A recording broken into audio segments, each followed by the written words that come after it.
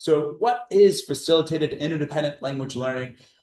In a nutshell, facilitated transforms the role of the teacher. I don't stand in front of the classroom and teach the students the language. Even if I wanted to, I couldn't because I don't speak those languages. I don't lesson plan. That's the student's job now. So it transforms the role of a teacher from the sage on the stage who's telling the students what to learn to facilitating the learning for the students. I help the students set goals. I help the students troubleshoot problems. I walk alongside the students as they're learning their various different languages. To give you some quick insight into what Phil looks like in my context, I've had up to 25, 26 learners learning one of 10 or 11 different languages at one time at different levels. I would have true beginners up through advanced heritage learners in languages such as Hindi and Korean. Like I said, there's no set curriculum, which is something that oftentimes takes teachers by surprise. What do you mean no set curriculum? Well, what do you do? Well, the students come up with the curriculum, which we'll get to in a little bit. Importantly, in Phil and in Delaware specifically, the students do not earn their world language credit simply by being in the class. They don't get credits just for sitting there. They have to take an externally validated measure of language proficiency in order to get their credits. And the reason for that is simply because I'm certified to teach Spanish. I'm not certified to teach German, Japanese, Korean, American Sign Language, all of which students have taught themselves in my Phil class. Other challenges that Phil can help overcome: you're trying to offer Mandarin at your school, but you can't find a Mandarin teacher. Sounds like it could be a good fit for a Phil program. Your district is collapsing the French 3, the French 4, the German 4, the German APs, but there's still students that want to take those classes, just not enough to offer a dedicated AP German section. You can put the French students in a classroom with the German learners and have them work interdependently with the facilitator and with their colleagues. Heritage language learners, for example. I had a girl in the fall semester. She's a heritage Korean speaker. She speaks Korean at home. She studied Korean on her own in my Phil class and reached advanced proficiency in Korean, the equivalent of scoring a 5 on the AP test in the Phil class. So this gives an environment for these learners who want to continue learning languages that the school doesn't offer. They can do so in a Phil program. Phil offers learner agency. The students get to pick what it is that they're learning. They get to decide how they learn it. They determine what counts as evidence of their learning. The boy on the left learning Japanese, he decided one week that he wanted to learn about shapes and colors. And I thought to myself, well, you're going to learn about shapes and colors. You can learn those pretty quickly using something like Word Reference or Renshu, a Japanese learning program. ChatGPT, hello ChatGPT, please give me a list of the Japanese colors in Romaji and Katakana, Hiragana rather.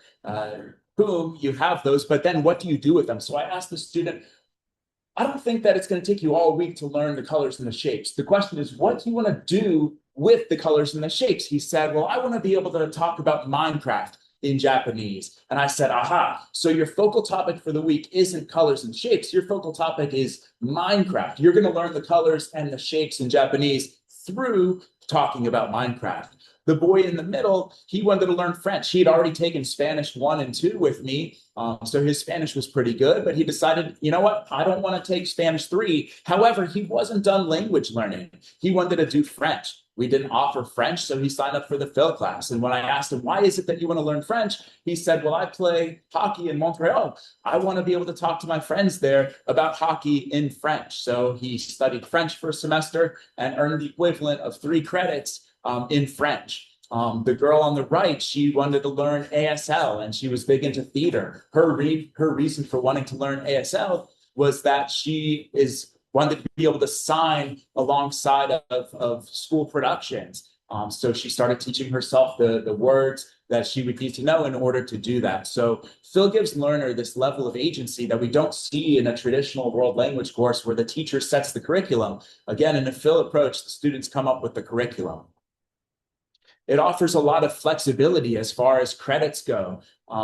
The girl on the left, she started Phil class as a junior. She didn't need the Phil class. In fact, I don't think she even wanted the Phil class. They put her in the Phil class because she needed a course at that time. She started learning Portuguese, and after about 2 months, she decided, you know what, Portuguese isn't for me. I can't wrap my head around the pronunciation. This is too tough. She really wanted to drop the course. You could look at her and see on her face, I'm unhappy where I am right now. And so I told her, okay, you're welcome to go to the guidance office and try to change your schedule. But what if Phil, the course isn't the issue? What if it's just Portuguese isn't the language that you're meant to learn right now? She said, okay. She was hanging out with the girls that were learning ASL in the class, so she switched to ASL 2 months into the course. And it was just an immediate transformation. She went from looking down and depressed during class to really engaging with the American Sign Language. And proud to say that even after just half a semester of learning ASL, she tested well enough on the external measure of proficiency. We used the STAMP test. She tested well enough on the STAMP test to earn 2 credits of American Sign Language in half a semester. The girl on the right up here, she started with me and Phil in fall of 2024 doing Turkish. And she scored well enough on the writing component of the Turkish stamp test, but she didn't get the score she needed in the speaking component of the Turkish stamp test to get her graduation requirement. So she continued with Phil this past semester. And about halfway into the semester, she said, okay, I think I'm ready to test. I want to give it a try. I had an extra Turkish stamp test. So, why not give it a try and see what happens? And then we'll go from there to see if you need a test again or not. She got the score that she needed on the speaking component in order to get her graduation requirement out of the way. And once she did that, she decided, okay, I'm good with Turkish for now. I want to give French a try. So halfway into the semester, she got the credits she needed, which is the kind of flexibility that you don't see in a traditional course. Typically, students get their credits after completing the course. Here, in this case, she got her credits halfway into the course. She could have left the course. She didn't need it any longer, but she decided, you know what? I want to pick up a different language layering onto what I already have, which anybody here from the United States? Language learning, the United States is obviously notoriously a monolingual country. And so we hear, in the United States, they don't want to learn other languages. But I can tell you, even in a small rural district like mine, these kids are hungry to learn languages. It's just they want to pick the language that they want to learn, and they want to dictate how they're learning it.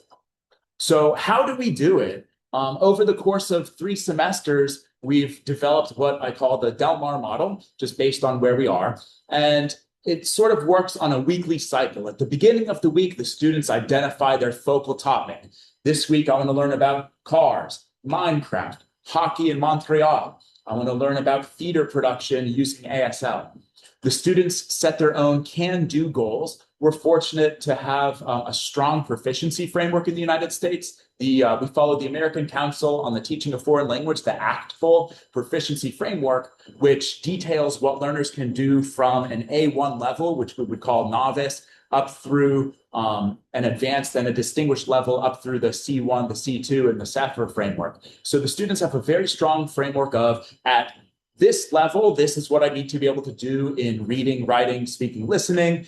So we use that. I give that to the students. The proficiency framework has essentially become the curriculum. I teach them the language of proficiency so that they can teach themselves the languages of their choice. After they set their goals, they plan their activities. At the end of the week, they choose the evidence that best represents their learning across their different goals. And then we end the week with some reflection and thinking forward to what do I want to try the following week. And it sounds like it might be very hands-off for a teacher, but during class, I am hands-on the entire time, helping the learners find alignment between their focal topic and their goals, alignment between their goals and the activities that they're doing. I'm still the certified teacher. I have the pedagogical experience, even though I don't speak Greek and Mandarin. I can at least recognize strong pedagogical moves that the students can do in order to progress themselves forward in their languages. Here's a typical weekly schedule. The green represents the times that the students are working interdependently. They're doing the activities that they had planned at the beginning of the week. The red represents the times where it's sort of a whole class instruction. So as you notice, on Monday is really the only time that I'm doing any kind of instructing or calling on students. We share ideas, we share innovations. Maybe I'll teach them things that go across all of the different languages, the parts of speech, for example, giving them a strong foundation in these sort of meta-linguistic ideas and frameworks. But then for the most part, they're working on their own. I have a few semi-structured times throughout the week, but that's just to make sure that students are hitting, the four components: reading, writing, speaking, listening, as well as diving into intercultural components of language learning, just to help make sure that they're staying balanced and not only doing listening activities for the entire week, or just sitting on Duolingo for the entire week, which we found was not an effective way to learn a language.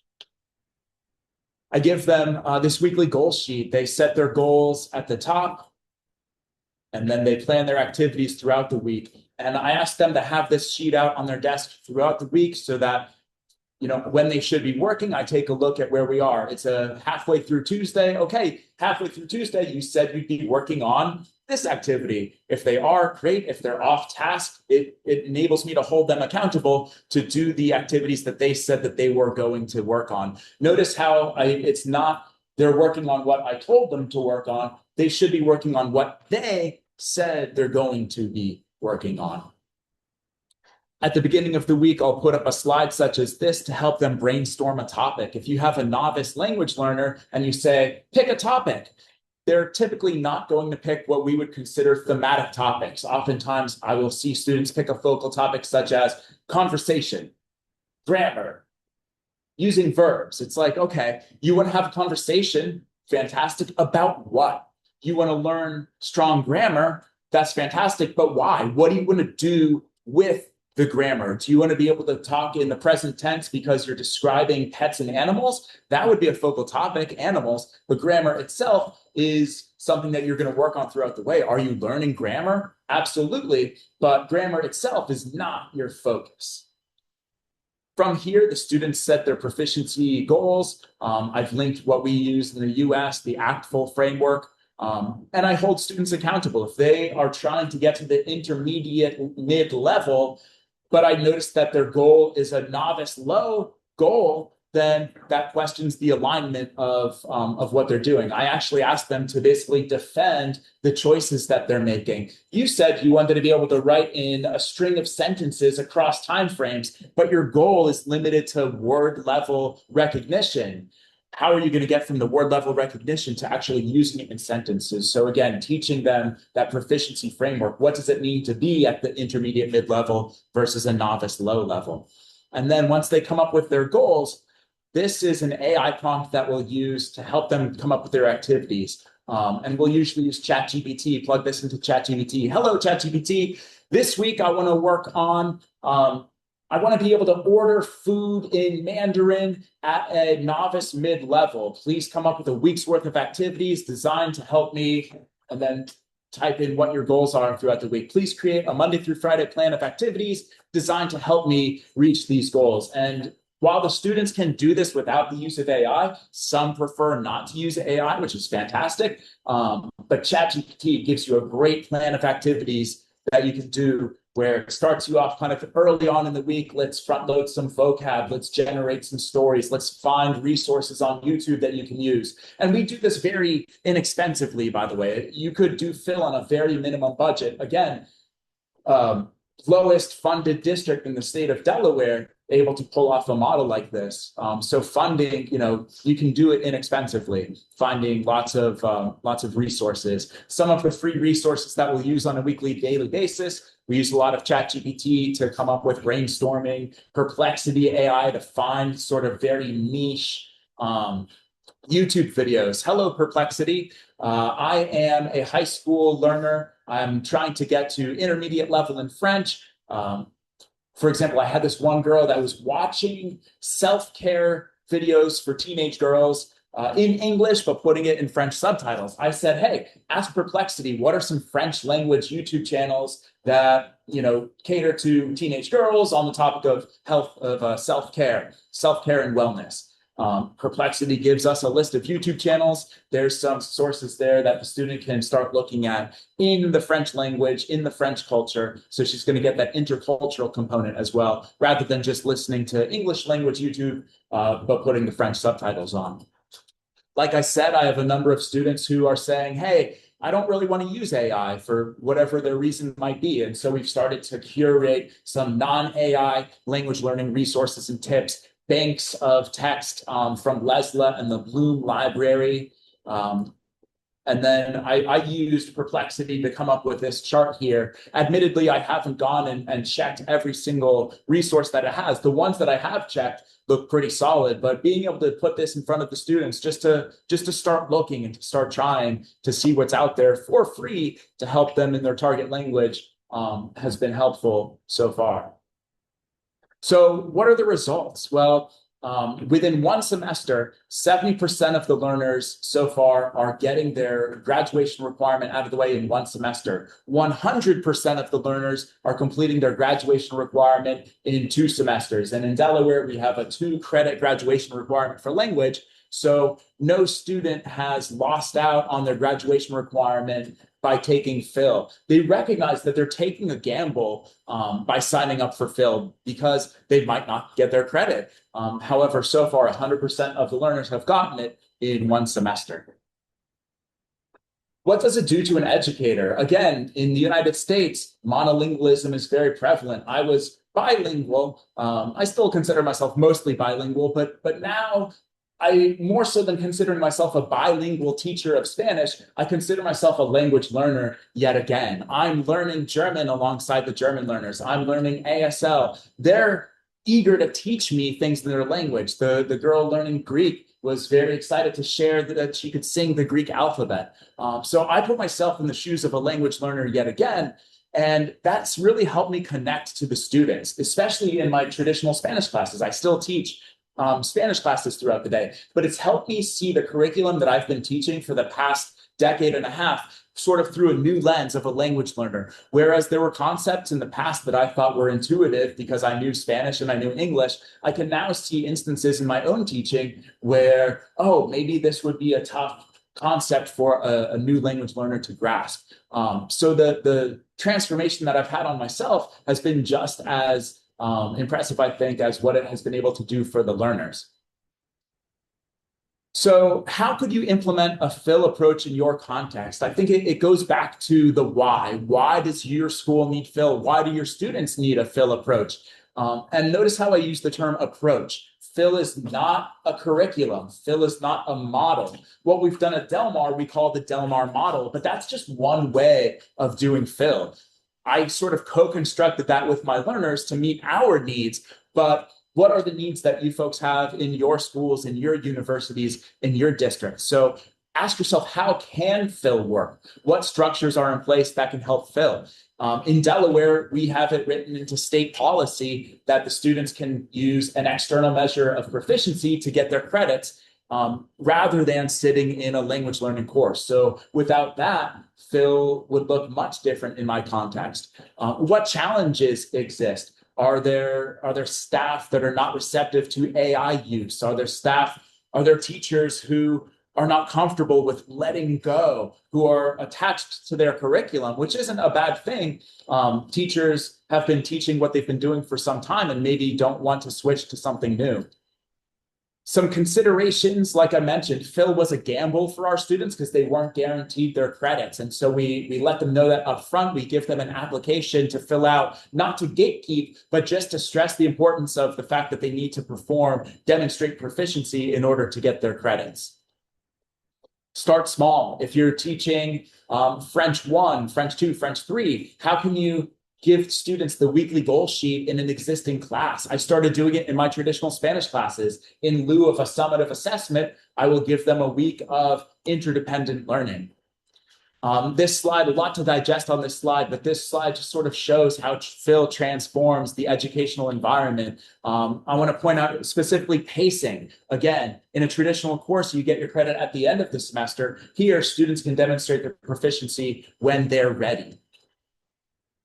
To echo what Tom had said, if Phil can work in my context, the lowest funded district in the state of Delaware, why can't it work everywhere? And I thank you for your time. You've been a great audience. Thank you so much. And the floor for some questions. And I'm sure Tom, it must have been painful for Tom not to interject. Tom has so many ideas. He's been thinking about Phil much longer than I have. And